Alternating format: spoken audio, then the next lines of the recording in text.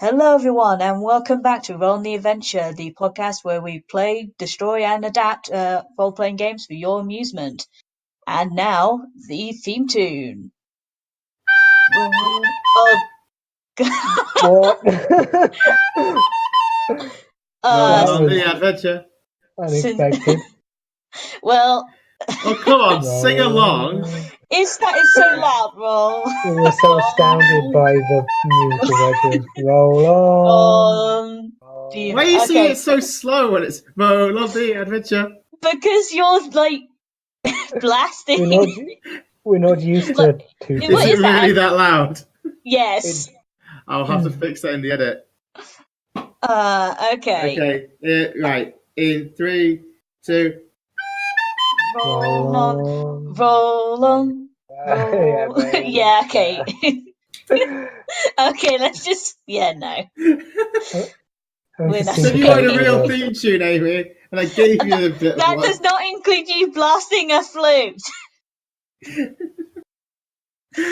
Okay, right. Well, okay. With that disastrous intro out of the way, today we're going to be doing the post-mortem of our game Polisurgy. And then, and then in the second half, we're going to be continuing on to some tabletop gaming news for this and the past month or so. Okay, so with that, let's start the post-mortem. I think there's a lot to talk about here for this particular game. Yeah, Polisurgy. Yes, so does anyone want to suggest what they want to talk about first? Right. I want to start off with the fact that we didn't end up getting the buildings done in time. Yeah, that was one of the major elements that I think would have been brilliant to have had done. But in the end, it didn't actually cause that many difficulties in the actual playing of the game because most of us improvised it around the purpose of the building in the sense of is it an academic building? Is it a whatever? And they were mostly just there for point values and things to be knocked over. So it didn't cause many issues in the end because I'm not sure, because this is one of the issues I want to bring up is that despite the fact the Empire won the first game, it's lost the second one dramatically. So I think having the buildings have powers that act in the benefit of the free city-states actually would make it a lot more difficult for the Empire to win ever. So concrete powers. So the way I saw it in the second game, at least, it ended up like that in the first game, but that's because we hadn't got the powers list finished. But the way it ended up was that they were you had points which drove your action, and you had buildings which focused the action. So you used the building as leverage. Is how I understood it. Or to kind of control what effect you were getting from it, effectively. Yeah. So you have 8 points of academics, and you are going to focus those through your astronomy tower. And I liked that, actually. I thought that kind of worked. Yeah, definitely. I think with fewer buildings, it would have worked better, because if we only had 3 or 4 buildings instead of 7 or 8, then I think it would have made destroy building actions a lot more effective. Because then, if you have those 8 points, you can't then go, I'm going to split into 3 actions if you've only got 2 buildings. Yeah, that could actually work as a kind of limiter to that. Yeah, that makes a lot of sense, because one of the issues I had especially is being the big evil empire of the second game was that because you guys essentially focused into separate types of things. None of you were generalists, all of you were specialists. We all specialised quite heavily, yeah. Which, to be fair, makes sense considering the concept of the game is meant to be teamwork to a certain extent. But it did seem to screw up the balance a bit. Yeah, it basically meant that if you wanted to do something particular, with academics or trading, then you could just swarm the powers because you essentially had no limit except the number of points you had. Yeah. So if maybe the buildings had essentially limited the number of actions you could take, regardless of how many points you have. Well, I was working it that way. I was like actually following that limit. It's just I had lots of buildings in the right places. Yeah, no, that makes sense. I had calculated that, and I think that is another reason we should reduce the number of buildings. In that second game as well, I think we did get quite lucky with a few rolls of getting like double resource points. You got very lucky. I got incredibly unlucky. Yeah, I mean that's kind of chance of a particular outcome for me, and then rolling on that repeatedly, it never came off. Yeah, I think that's just sort of the fate of the dice, though. That's kind of that's always going to happen. So I think the major things I do have to talk about is the Empire for the purposes of balance. Is the idea that obviously we fixed it partway through my game, where they didn't have enough action economy, which we realized was an issue because you guys could still do like maybe 2 actions per person, and actually really very good actions per person. Whereas I was stuck with choosing 4 things I could do that I'd had to roll on anyway. So there's a possibility like nothing I would roll came up, which did happen a fair bit during the game. So it might just be increasing the number of actions someone could take. So I think something I suggested during that was essentially having levels of action taking. So when you're at full health, or like in the first season, you can only take certain actions. And then later on, as things get more desperate, then you can take bigger actions and more risky actions. Kind of like a risk reward sort of thing where you can almost certainly get a small thing if you start getting bigger things. And I think having, and also having risks that are more than just spending more points. So what I'm looking at is like the 5-point action. So strike back, especially because the way I interpreted that, because it only says strike back costing the Empire dearly. I interpreted that as I am no longer able to do one thing. I take one thing off the table, which to me seems to make sense because that's the only way the Empire can be cost dearly because the Empire doesn't have a health bar. Well, that or just narrative fluff in some way. Which is, very good mushy. And maybe giving that a certain penalty. So, for instance, if you don't roll it, or maybe if the Empire does something, it can damage you back, like a recoil.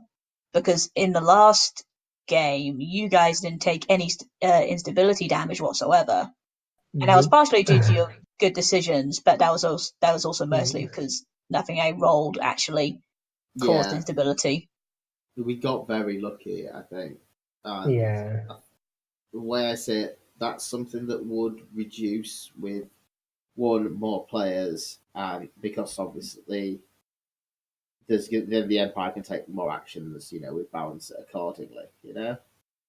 I suppose the other thing is that we didn't really have any good sense of what the Empire could do. Yeah. So that made we were just generally hedging bets, if you know what I mean. We were like, we're just gonna blat a couple of actions and hope, that kind of thing. Yeah. I mean, that is one interesting thing that you guys don't know what the Empire will do. So I had the benefit of having Ed's, some of Ed's actions from the first game to complement the actions I created. So essentially, I could mix and match to make it a bit more confusing for you guys. I think we should make the base actions more powerful. I think they're fine as is. I think some should change, but I don't think they need to be on the whole made more powerful because that just doesn't seem to be the point of it to me. The reason that I'm saying that is that you were saying that we didn't take instability damage, right? Yeah. But reverting an Empire action down to the base one, but the Empire gets to pick is really cheap, right? So it means there's attack, and also some other things revert the Empire action and then leave you with the base as well. So what I'm thinking is that when the Empire acts, they are getting rid of good options for you some of the time, but also some of them can be like traps. So like if they've put something over like the great big fire thing, you can take the risk of getting rid of their action, but you don't know if it's worse than that big fire or not. Yeah. So it puts in a little bit of tactical sort of chicanery, especially if like some of those actions are very powerful. I agree. Like giving more instability. Also, if more of them are bad. I think most of them are bad as is. They have caused, like, the way I see this game and the way I built a lot of my actions when I was the Empire was based on the idea that I want to make it so you're one off. Because there will rarely ever be a situation, especially when specialization is a thing, that you'll be, not able to get it at all. What I aimed for, and in some sense what Ed succeeded at, was making it so that we were always one off actually getting the thing we wanted. And that's, I think, what the Empire does, because as much as your goal is to stave off the Empire's goal is to stave you off too. Yeah. The other option would be to also give the Empire more base actions. Yeah, I think I think that's just an idea of, because obviously both me and Ed basically made them up before our respective games. And I think going through them and essentially saying, okay, this one should be made more powerful, this one should be less powerful, because we did that in Ed's game when he had the Crusades. Yeah. And we were just like, that we lose because there's no way we could have done it. Yeah, I think that was just getting a feel for the system one. Yeah, but I mean that's the kind of thing we can do, certainly. And obviously I believe if this game is going to be played by any listener, that it should be something they can feel free to adapt and change, especially the Empire's actions, because they are based on the flavor of the kind of Empire you want to play. So like Ed's was very, I guess, trade oriented, all that kind of stuff, and mine was Crusade. Yeah, and then mine was very, I guess, military, but it didn't really end up doing much harm militarily. So were you putting a lot of military actions down then? Yeah, so a lot of my actions were, so the one you got rid of, for instance, I think was like declare battle. Okay. Which would have been 4 military and something else, and 2 of something else to stop. And the idea was basically at some point to basically hammer you guys with a bunch of declared militaries. But in the previous stages to essentially have caused all your infrastructure to go down a little bit, so that when I started throwing armies at you, it would be more and more difficult for you to guys to actually hit them.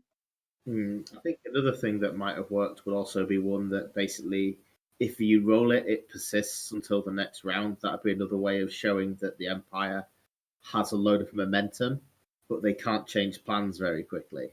Yeah, that makes sense. I mean, some of the things I had here was, so for instance, Foreign Champion, which came up in the last season, so it wasn't particularly relevant, was the idea that a foreigner wins an important battle in the Colosseum, lose one's ability per turn until you defeat it. Yeah, I liked that, because that if that had hit me earlier, that had been really playing into my character, well, the character of my city. Well, it was also like when Ed had the really angry dignitary come along, and he caused problems for a little while before I killed him. Yeah. That kind of thing is good for the Empire to do, because it gives them the sustaining effect on the other free city states. Yeah, that means they have to focus on it. Yeah, I like the idea of that. What do you think, Chris? Yeah, there was definitely some, well, because the core mechanic of the game worked a lot. Just from an actual game perspective, a lot of it was us basically making fluff up that seemed appropriate, which, to be fair, we do tend to keep things fairly loose. So that's in keeping with our general things. It's just because this is a bit more gamey than what we've done before. So I suspect another group that's more rules-based would probably want something a bit stricter to actually start off with. To be fair, I would consider this what we've done as a pretty good base for people to build on because I know some gamers that are very mechanically inclined. They like playing Shadowrun and stuff like that. And I am not a very mechanically inclined player. I like it as a structure, but I don't like it as the be all end all of a game. So I think this would work as a very good basis if someone wanted to build a rule set into something else. Because it's like we were saying with the buildings themselves, basically just provide a kind of a narrative excuse to do things rather than actually doing a thing. So in a way, like to me, the ideal version of this game wouldn't be a board game necessarily because I do believe in avoiding the board gamey kind of aspect of it. It essentially becomes a module of a bigger system. So, for example, with Legend of the Five Rings, it has the mass battle rules. And doing mass battle in Legend of the Five Rings feels completely different than playing Legend of the Five Rings normally. It feels more like an RTS. And I think this would be a good version of that kind of idea. If maybe, like, what's the game you have where you play demigods sometimes? Exalted, or maybe something similar to that, where you would essentially have, okay, you're exalted god, you go off and do adventures as exalted gods, but occasionally you do the city building aspect, and these cities hit each other. Exalted, I think, has tried that in at least one edition with varying degrees of There is a political system for it's like the Mandate of Heaven rules for second death. Had a load of stuff for that when it was like domain actions and things, which were it used the same base system as the main game and the mass combat rules and the social combat rules, and then scaled it up to work for cities and countries. It's an interesting thing to try and bolt on to other games, though, because it's an entirely kind of even as a small city, that entity would command resources that are of a very different scale to some dude with a sword, even if it's a magical, powerful sword and what. I mean, if you're doing like old school hex crawl D&D, then having a hex map of your city kind of makes sense. Yeah, and actually being able to go, this bit is our city that is pacified. These bits are all of the rubbles and ruins that we're trying to slowly kill all the monsters there or whatever. Yeah. And if nothing else, it could work as a very interesting creative exercise for world building, for example. So essentially, you could, with a couple of friends, create some cities and then go against this evil empire and then see what happens, like how it ends up. And then you could use how it ends up for other things. Yeah. Or basically establish that as the background or starting point of your main game. Yeah. So you probably wouldn't play until the city-states won or lost, but it'd be like, okay, recently there was a trade thing that went wrong. Recently the evil empire was narrowly defeated or whatever. Yeah. I think this has potential. I definitely think it has potential. I think we're just not the ones that can execute that potential. Well, especially not in the time. It's definitely a bit more kind of a rules heavy. Well, it seems to be more of a rules heavy sort of thing than what we've previously done. So it's not inherently broken or problematic or anything. It is just does need significantly more engagement. I'm not sure if it's like more rules heavy, so much as more content heavy. Yeah, that makes sense. Like the actual rules of there are some actions, you can buy some actions. Each action has to go through a building, put them on the table, roll on the table. It's actually quite a simple loop. It's just the fact that it needs things to go in the base of that table and a list of buildings and a list of city types. That kind of thing is that I think we have too many of those. Well, for those ideally to be more than just narrative tags, to actually have some weight behind them. See, I'm not that fussed about the buildings being narrative tags, especially when you can lose them and gain them and things like that. I'd like a bit more of that, though. A bit more losing and gaining of squares and buildings, I think, would have been nice.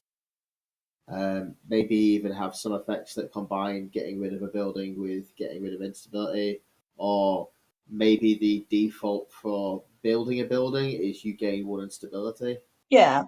Okay. So I think having more of like those sort of actions and having some penalties to them. So basically, managing your buildings and things it becomes more important. Just thought. That's definitely a good thought. So I guess one thing I want to talk about is the map system. Yeah. So I did actually really like the map system. To a certain extent, I very much thank you, Chris, for doing the maps. Yeah, cheers, Chris. I mean, you called them the cruddy maps, but they worked for what we needed. They were, specialized and different enough from each other. The ideas of what each one could do was decent, and they did like each have a certain benefit or con to each other that made it interesting to play. So, for instance, the river ones, where each time I think you guys took the lines, the river must flow, nothing must block the river. Oh, yeah. Like that was a very interesting thing to play around because, that meant that I had one of my things as burning boats. Yeah. Which would like send boats through your river and cause issues. And I think Ed's game had something to do with the docks as well. So it's a very I think those narrative elements were quite good, and I think the lines were one of the major things that helped the game because it meant that each of us had something to role play to. Yeah, the lines were definitely a bonus, even though we didn't really implement like a back end system for them. Yeah, because I think originally they were meant to give you instability if you broke them or something. Yeah, but also you could break them for power. Yeah, and we sort of never defined what that power was. Exactly. So, but the lines at least gave you some kind of guidelines of how you should behave and so forth, rather than just you're a city. Yeah. Are we particularly interested in writing a set, like a new rule for the lines, or do you reckon they're best just being narrative? I am honestly just fine with keeping them narrative. I don't want to make the system more complicated by giving you guys more powers. So 2 lines, 1 at 1 point, 1 at 2 points. If you break them, you gain that many instability. Yep. So it's nice and simple. It is a rule, but it's not it's more of a minor penalty rather than a huge gaping wound. And it's not an unreasonably hard decision a lot of the time. Yeah. It probably will be when you're in a bit of a bind, but a lot comes down to just the fun of actually role playing it, of what you will and won't do. Yeah, I mean, even though we didn't really have characters per se, there was definitely some role in there, which was nice. I mean, I know that was the thing that you were a bit worried about, Amy, but I think it actually worked out quite well. Yeah, that makes a lot of sense. I'm trying to think what else we would have, because I know one of the things you mentioned when we were originally planning this game was the idea of having avatars, city gods. And I didn't. I think it would work in a bigger, more if we were expanding this more, and if this podcast was going on for a couple more arcs with this particular game. But that sounds. Thinking about it on the whole, considering how much work this particular element was, I think it wouldn't have worked in the format we chose. Yeah. But I think if we were going to dedicate another arc to it, then you'd make the avatar bit, and those two things could mesh together. To be honest, I might just write a game where you build the map that is your character sheet, and then you just have the avatar is separate, and that's perfect. Personally, fine for me. Yeah, I mean, I'm. You've got the lines. You've got a set of districts and things, and they give you your modifiers for your dice rolls. Yeah, I think I'm personally fine with just keeping it as a purely if we did that City Gods game, it would be the city in scare quotes would be purely fluff. So you'd have various stats and it'd be defined by a type of thing. And maybe you'd have the equivalent of a feat defined by a building. Yeah, that's kind of what I was thinking we were doing originally. Sorry, one of the very initial ideas we did have was, you were various city gods that had somehow been dumped or separated from your city, and the type of city it was controlled your powers and things. Character, yeah. Yeah, I I'm think some still some happy things with did get that. lost in translation. But to be fair, like that's kind of the way our podcast works. Is Yeah, I think the original list of stuff we wanted to do in this game was quite different to how it ended up. oh yeah. Well, that's not necessarily a bad thing. Oh no, definitely not. Yeah. I mean, if nothing else, we've come across like a couple of other ideas we could use, like in other Yeah. role playing things. It just didn't work with this particular game we're doing now. Mm. I mean, I've already done hex grids for plot generation. That's quite fun. Mm. So you draw a map of your city and you associate like words and things with it, and then you roll and you do like a random walk, and it both generates your plot and tells you where you need to go. Yeah. Okay. Quite a nice idea. It's like if you roll that the next bit is happening in the sort of little shopping district thing, then that tells you something very different. If it's happening, in the sort of broken down stretch of highway, Yeah. or down by the docks, that kind of thing. That was quite fun. Yeah, I've been thinking about maps a lot recently, especially like map and how they intersect with gaming. So that's been quite fun. I'm just trying not to say these as suggestions for the next arc because it's what I'm doing right now. No, that's fair. I mean, I have to think about what we want to do for the next arc, really, because I prefer to like walk away from this kind of thing for a little bit, possibly go more towards I don't know, big and Let's save that till we're done with this game, right? yeah, I like to go to more big and crazy, but we'll talk more about that in a moment. So character creation, the main thing was fewer buildings and possibly fewer of each type, like maybe only one or two of each type. Yeah. Probably two, say. It did seem quite easy just for everyone to specialize in different sections, so we always had enough points to but the thing cover the is, categories. that does mean that, say, if we don't specialize, if we all specialize and we don't overlap, that we had some problems where to do something we really needed like a load of military or a load of one type of thing to do like a massive raid or something, because it's cheaper to do it all en masse. So if we'd have been able to donate point more reasonably, then I think that would have made sense. Like, I think Paul will be having an action that lets you donate points as well. Now I think of it, but the few times where lending a building and lending an action actually really came up, we didn't have the points to really take advantage of it, which would have been nice. And I think that was something we kind of didn't do by accident. Yeah, I mean, my idea behind because my idea of this system is that you're really contributing points. You're contributing points of different kinds. Yeah, like buildings that matter as much as are they military, are they academic, are they like the types of things they are. Which, to be fair, the land types I think should be kept as is, because I think that worked fairly well. You think we got the right number? Yeah, I think we got the right number, because if nothing else, a city could specialize in two things. Yeah. And then the empire could specialize in the final two things other people didn't have. So, it allows for a certain amount of flexibility in how people want to play. Yeah. But yeah, I think in terms of donating points, my idea would have been, if that had come up as like, what should we do to do this?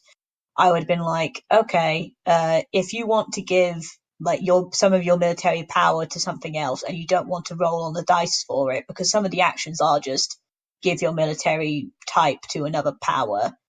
Yeah. It would be okay, spend 2, give 1.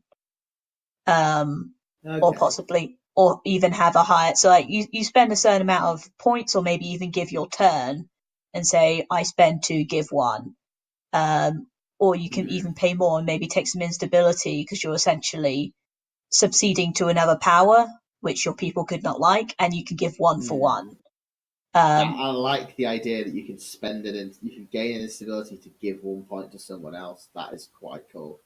Yeah, because I think now that would mean there's a bit more of a almost fate kind of mechanic to how this would work, because obviously part of the idea of fate, especially fate accelerated, is the idea that everything's open to everyone but at a price. So Yeah, you can cause someone to have issues but give them a fate point in return. yeah, So I like that kind of element of people interacting and causing benefit and chaos. yeah. No, I like that. I think that's quite a cool idea. It also means that lines might get in the way, which is kind of cool. Um, so yeah, that's quite interesting. So going through the game in general, so character creation, we've got fewer buildings, about the same number of squares. Yep. Yeah. And should we say that instead of giving extra buildings, we put restrictions on what can be built? Like you've got to have one of these sort of things, or your military must form must form up this sort of shape, or something similar. Hmm. I think because obviously I'm thinking of from the perspective of the town I took, the I think it was the shanty town, the one I took when I was playing. Wasn't that the It's one that was the pleasure town? So it had to make no Yeah, sense. that's it, the pleasure town. The one that's main benefit was that I could build anywhere, but I could Yeah, only build one thing per turn. I'm not sure if we make. I like the idea of having requirements that you have to build. So, for instance, yeah, maybe to build a theatre, you have to have a garden next door. To build a temple, you have to have a garden next door or something. That makes sense to me. But yeah. then I'm not And sure if that would make the pleasure town a bit too powerful, because as it was still pretty powerful in the game. I mean, if it has one fewer building, Yeah, but the thing is, the buildings, I guess that would affect its number of actions it could take, but it can yeah, affect how powerful those actions were. In no, fact, because of that, it would tend to lean towards doing more powerful actions. So, like, the hmm. Pleasure Town would be the one doing the strike backs because they have less actions they can take, but they have more points they can spend to do those Yeah. things. But say like a restriction that by the end you've got to have more than three or more types of square or something similar would actually probably be Yeah, reasonable. I think having Yeah. some requirements maybe, Yeah, but I don't think being too harsh on that is conducive to the game, really. yeah, that's reasonable. Okay, so in terms of with that sort of character creation idea, then resolution mechanics. I think we should keep it the same. Just roll Yeah, more dice. I think the resolution mechanic was actually pretty good, honestly. It wasn't too complicated, it wasn't too simple. I liked the whole roll everything into a pool and then claim it. I liked that. Yeah. We may want to go like players pick, then the Empire can assign, then the players pick, then the Empire can assign. But Yeah, because I think I tended to do like, okay, you guys pick what you do, then I choose to assign. But yeah. yeah, I mean, obviously, like the Empire's actual actions, they get to assign. I think they probably should assign first, to be honest. Yeah, I mean, part of me says they should be simultaneous. But then again, like your philosophy of the Empire is that it should be more powerful but slower. So yeah, it does Yeah, make sense. They'd go Hmm. first, and then people could react. yeah. So I think apart from a couple minor tweaks on that, I think the resolution mechanic of this game was actually pretty good. So we roll two dice each, and the Empire don't roll because, let's say, because dice aren't claimed. That's true. Yeah, so it means there's more actions can happen. Yeah, Hmm. because I was rolling as the Empire, but obviously my role didn't mean any more than your guys's. It was just my role. Yeah, it was just who we. It's just the way we did it. We could have had everyone roll up, one person roll all the dice. Yeah, no, I think that makes sense. I mean, just having two people, two die per person, just means that more things happening around. Yeah, and it means we're like. I think we should also re-roll doubles. Yeah, I did re-roll doubles during the game. I didn't say anything, but I was re-rolling doubles. Fair. I mean, Because it felt boring that if the same thing happened multiple times. yeah, I mean that's completely reasonable. I think that like the fiction is that we're setting up things to happen. Yeah. Um, it'd be interesting to see because obviously if each person was rolling two die, and we're presuming the Empire isn't counted as a player in that case, so it So would be six I mean, rolls. how bad is eight dice? No, I'm just the only thing I'm winning bad is if because we're not having this. doing doubles rule, how often you would actually hit doubles in a round if you rolled Pretty 8 often. dice. Yeah, pretty often. So I'm just wondering how much of a hindrance that would be. I mean, more of an annoyance, I guess, than a hindrance. It could end up with the occasional cascade result, effectively, of just one, probably not too bad, but if you just get, I assume you wouldn't, if you start then getting 2 or 3 on a turn just because you're unlucky. Yeah, I mean, if you roll again and get it again, then you've actually got it. yeah, I don't know if we might want to add in some sort of thing that just says, okay, you've rolled this thing twice, or you've rolled this thing, you can choose to spend some amount of points to re-roll. I'm not sure if we had that as an actual power that could be used. We're having that at that stage though. We've got point spending out of turn sequence, which I'd rather avoid. That's true. No, fair enough. Okay, so I think with those minor tweaks, the last thing I think to me would be win state, lose state, like the conclusion of the game. Yeah.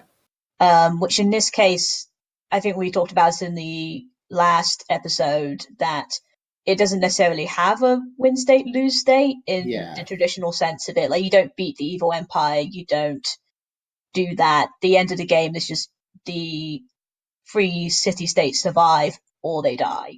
Yeah. Just trying to think. We could have some sort of empire state thing. So think like what do you call it? Sorry, words have just failed to happen. So you've got a track and you move the empire along the track from, this sort of state to this sort of state to this sort of state. So it's like it's triumphant to that's to Okay, so yeah. Angry to and you could name those based on what you thought was happening. Oh, it's very similar to what I was suggesting with depending on how injured you are, you can do like certain more powers unlocked to you. I'm not sure exactly what it's called, but I call it like the status or bloodied. That's kind of what I was thinking. It's kind of that equivalent system, and I do like that idea for both probably more the empire than the city states. I like the city states, the idea that they have all their powers, or at least most of them, unlocked from the start. It's just that they can't buy them all at once because obviously they haven't built up enough infrastructure. Whereas I like the idea that the empire doesn't take it seriously at first and then starts to take it more seriously as things happen to it. So yeah, the empire can bring more and more forces to bear. Yeah. So I definitely think that would be an interesting mechanic for the empire to have. But I think in the end, because the empire has never had points. It doesn't have stability, it doesn't have instability, it's got no stats, therefore it can't die. And in the second episode, I wondered if that could be something that could be changed, so to make it that you can effectively win. But then that would involve giving the states more abilities to actually cause instability in the empire, which currently isn't really a thing they can do. All they can do is stop instability in themselves. The thing is, I kind of don't want the players who are playing the states knowing the Empire's stats or likely stats and gaming it completely. I kind of want them on the back foot a bit. Oh yeah, no, I agree with you. I don't think that should change. I don't think the Empire should have stats per se. It just should be there. Okay, so what I'm thinking is, think of like a triangle, right? And the triangle, if you go, it's sort of the wide end is on the right. Yeah. Yeah. And you start on the top left, right? Yeah. And you go along your triangle, and the further along your triangle you get, it's the amount of attention that the Empire has put into the players, right? Yeah. So how much they care, right? Okay.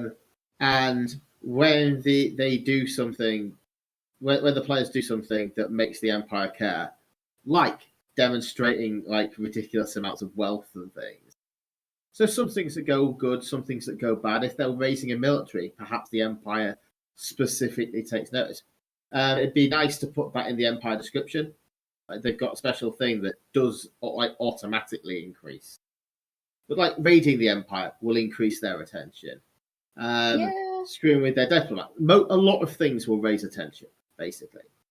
I mean, at that point, what kind of things would decrease attention? Nothing decreases attention. Okay, so that's one thing. So basically there's two type of things: increase attention and keep attention the same, right? If it was a longer game, you could potentially have, if you did do nothing for a period of time, attention goes down, but for the period of the game, that doesn't seem a massively useful option. I might also disagree with that in terms of how this game's been proposed, because the idea is that it's not that there's these three states and three of them just happen to be in alliance and one of them just happens to be there, might attack you. It's the idea that this empire is going to attack you, and you three guys have actually bounded together because it's going to attack you. Yeah. So I don't think I agree, there shouldn't ever be a state where it decreases attention, because that it makes it a different game at that point. It also encourages people to not play the game, which is always it's just like, I'm not going to play the game because then I'll get hit. Just like, that's not how this works. So yeah, it's like any board game where it's like you can miss us several turns. Great, I don't get to play the game. Ooh. Yeah. So think about this triangle, right? And then the other end, the right side of the triangle, where the most attention's on, right? That's where the Empire is either triumphant or reeling, right? So if there's not much going on, they've not committed a lot of resources. They don't care what's going on with you, right? Right. You know, if you do a load of stuff to them, it was like minor border forts or whatever. They don't give a crap because none of their politicians or whatever are focusing on you. You're making small local wins, nothing on the big picture. Once you get a lot of attention on you, like when they're sending famous generals who are limping away with their noses blooded, then you're causing actual instability to them. And it's where you end up in that triangle is, how things turn out to you. Yeah, part of me thinks that's over gamifying the roleplay element of the Empire, where they get to choose how much attention they want to give to you. I think that over gamifies that element. Like, what I'm thinking is we don't put actual numbers on it. Like, the GM kind of just tracks through the triangle where they think it should go. Then I don't see the point in having it, apart from it being just... It's guidance. It's guidance more than anything else. I guess, I guess it'd be something you could do. I don't know. For my part, I think it's kind of useless, because you go in when you create the Empire with an idea of what you want an Empire to be like. Yeah. Mine was based on, the Chinese empires and how they did things, sort of. And so that came with, incumbent ideas of what they tried to do. Yeah. But having that table it acts as a guidance to, I guess, a less experienced or a person who has less of an idea of what they want to do, which is fair enough. Yeah. You were saying you had no idea how to judge how the end should go, so you had to wing it, right? Yeah, that's true. So having a chart which says, you're about here, here's some guidance on how you might want to wrap it up, I think at that point, what we need. I think at that point you wouldn't have a table like the one you're describing necessarily. You'd have season 1, season 2, season 3, season 4. This is what we recommend the Empire to try and start doing, rather than having this rather obtuse kind of diagram. The triangle is a visual aid, but more than anything else. I think it's a visual, yeah. It sounds more basically like an escalation meter, effectively. Of if you're about here, this is the sort of stuff that should be going down. Yeah, that makes sense. I think having the written part that says this is what we recommend you do, or this is something the Empire could do, and then having that as just like a very simple visual aid helps, rather than having it be the thing that's trying to convey the information. Oh yeah, that it is an aid to thinking about how the Empire responds. Okay, yeah, I'm perfectly fine with that. And you can draw on it if you want, but you don't have to. It's not mandatory that you draw this thing out. It's just a good way of tracking where you think the players are and how you think the Empire is responding to them. And if you have put circles in it that say, now I'm going to do this action, all the better for you. Yeah, that makes a lot of sense. I think one thing to think about is, so obviously we've been talking about stability and instability, and basically that being the health bar of in this case, the city-states. I can't remember exactly like how much people had or how much you needed to die. It was twice the number of hexes you have, I think. Right. And I'm which is wondering, a lot. yeah. But remember the spillover thing. It can get really out of hand. So if you have instability at the end of a turn, you gain more instability. Okay, I That think was that was it. something we never really talked about. Well, it didn't come up in the second session. I completely forgot that was a rule. It's why we couldn't have won. Yeah. Yeah, no, that makes In sense. the first session, we all went, "Oh God, we have instability," and focused on getting rid of it because otherwise it cascades crazy fast. Yeah, that makes sense. So Okay, yeah. leftover instability doubles. Okay. I was about to say, I was wondering why, because I was about to say otherwise it'd take way too long for the Empire to especially hit down 3 people, let alone 1. Yeah. But with that idea, then yeah, no, that makes a lot more sense. It's the idea was that because your number of points is always going to be your number of points is always going to be higher than twice your instability. Each round you should be, if you spend all your points, you should be able to always start with less instability than you started with right until you die. Yeah. Unless certain things go really wrong for you. But the idea was you should always be able to buy yourself back, even from the brink of death. It would take you a while, but you could do it. So that was the idea there. Yeah. And that's why I did not pull that number out of my ass, honest. No, that makes sense. I think like having this, because I forgot that rule even existed, and I don't think it's written particularly clearly in the 3 pages. Like, just to pull back the curtain a bit for the listener, we've literally been going across like 3 separate documents to do this. I don't think it's actually in any documents. It was definitely. I probably only remember it because I edited the first episode. Yeah, so I think that's why. So I think when this comes together, like I think it will become a lot more cohesive. And I honestly think this game is pretty decent as is. It doesn't need to change too much. I think it's just some balancing, and I think that's normal. I'd be very surprised if the game didn't need any balancing. Honestly, it's a lot better than I thought it was going to be. Like before we started playing, I was like, "Oh God, this is not going to work." But it actually came together better than I was expecting.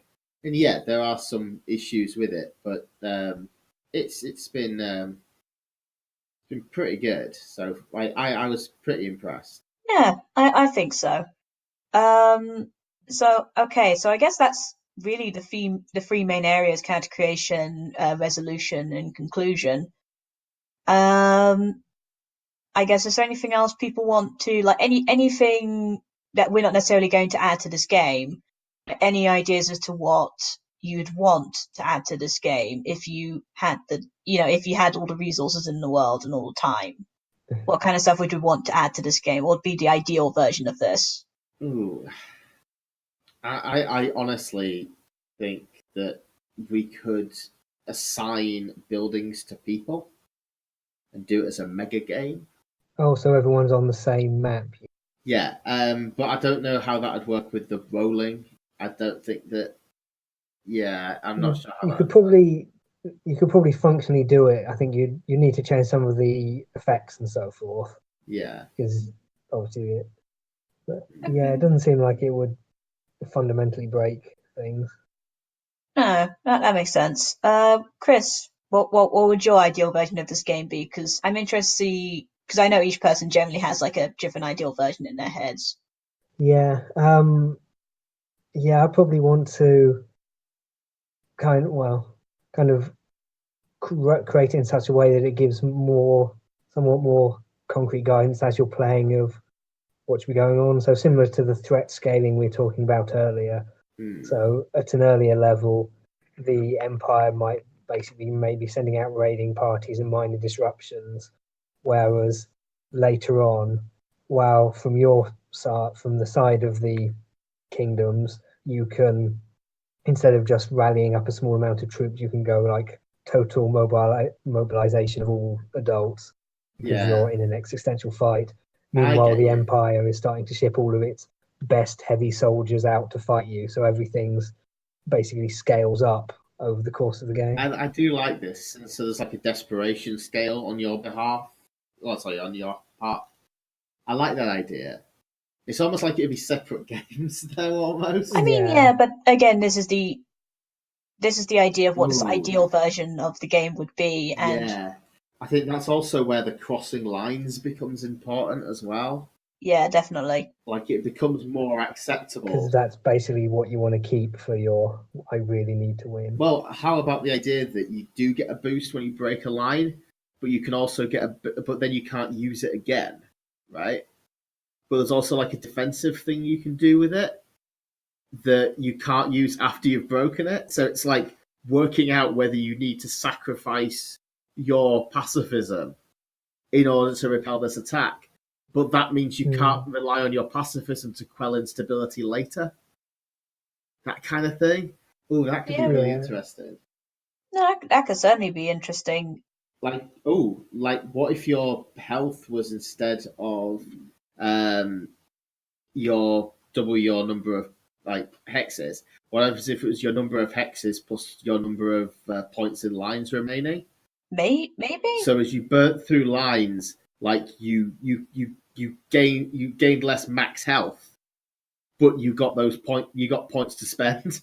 Maybe. I'm just one because the thing is, apart from being a role playing guide, in the game, the idea of crossing them didn't come up too much. Even when it came down to, I think in the first game, me and Chris had literally contradictory lines. I think mine was like fight everything, and his was like fight as a last resort. Don't fight. Yeah. Even then, they didn't come up too often. So I think that's an interesting idea. But I think then to make it make sense and have an actual impact in the game, you'd have to gamify that more. You'd have to make it, these are the kind of lines you can choose from. Yeah. To make contradiction actually something that happens. As opposed to something that doesn't. We also need a bonus for breaking them. Yeah, because we didn't have that. No, we never had that discussion of should I do it or not. It was always this is just a role playing guide, so I'm just going to go with it. Yeah, because we're that kind of role players. I mean, honestly, I think that was a more fun way to do it. Like having the will they won't they is interesting, certainly in some games. But I think in this game, that wasn't the focus. There wasn't a will they won't they discussion because there was never any threat large enough that a will they won't they actually became important. I mean, instability. Yeah, I guess. I guess it just comes down to more playing of this. Like if we played this more. Yeah, if we did an 8-season game as well, I think it would have come up. Yeah, I think having longer games actually would be a very interesting option. Like maybe you'd have a short game, which would be like the 1-year campaign, and then you'd have longer games, which might be like a 2-year campaign, and probably like a max 3-year campaign if you added more elements into the game. Yeah. Because like I've been stating before, my ideal version of this game is one that is a companion to other games. Yeah. I see it as its own thing. You could definitely do it as its own thing. You have like maybe a fun couple of hours or so doing, silly stuff. But I don't see it as the kind of thing that could stand alone for a long period of time. I think its longevity would come in being a supplement to other games where people could go from, okay, we're the adventurers doing, this kind of stuff, and then we're going to be, managers of a kingdom doing this kind of stuff. Yeah, like a few of our games, this isn't really one that lends itself to long-term campaigning at all. Yeah, I think we've come with a few ones that have been quite good for like long-term, but I don't think our games are. Have we? I would say I think we could recur the spy one. Yeah, the spy one. I think the spy one was the one I was thinking of. But yeah, if they were played by different people, that would be quite hilarious. But I mean, if different people playing the same spy, it'd basically be like everyone playing James Bond. I mean, that'd be very interesting. I mean, that might actually be an idea to do, essentially identity theft, where one person is playing this, multiple people are playing the same person's identity and are having to deal with the impacts of what the other people do with that identity. Isn't that everyone is doing? Hang on, we should save this for the next bit. Yeah, we'll save it for the next bit. But so let's get this bit on Polisurgy wrapped up. So one good, like something you enjoyed, like just your last thoughts. Let's go with either a moment or something you think worked really well. Send on a high, eh? Yeah, let's do that. Okay, who wants to start? So the bits I enjoyed were just when we started building our various towns, then basically working out what type of settlement they were and how that emerged from the combination of the building types and the land types. So we ended up with like Pleasure Town that was actually filled with gladiators and was quite warlike and so forth, and Profit Town with all of the crazy profits.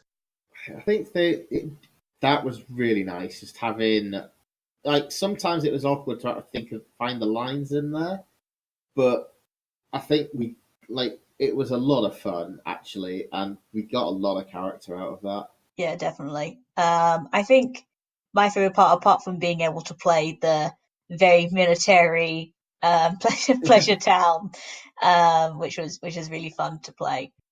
I did quite enjoy. I think the dice resolution mechanic was actually something I really enjoyed. I've not really ever seen something like the one we're doing, and that might just be my inexperience with different kind of weird systems. But having a graph where you have this stuff happens, you overlay it with this kind of stuff happening, and then other stuff can happen because you've overlaid the overlay. It's chaotic and it's really fun, and I quite enjoyed that. For me, it was in the last one where I didn't roll anything for almost all the game. And then the last round, it was like, and now I finally get all my military together. Yeah. And it's just like, and the game ends. But like, it ended with that champion on the same turn as all my military rallied. Yeah, so I guess that was like a polarizing event. And like those two things happening on the same turn just worked for me. Like that came out really well. Like you got this nice synergy of that foreign champion defeating like one of my armies, and then it all clicked to me like why my military hadn't been doing very well. It's because this person had been screwing me the entire game, and now like words got out and everyone's out for blood. Yeah, that's a really interesting narrative string to give to that. And that's kind of how it came together for me, which is really fun. Despite the fact that it meant I did almost nothing that game. Yeah, no, that's really, I really like that idea. That's really fun. So yeah, we're going to be back in the next part of this episode, where we're going to be talking about some of the tabletop gaming news that's coming around recently. And we're also going to be talking about what we are going to be doing next arc. So we'll see you guys in a bit. Bye. Bye. Oh God, no. Oh God.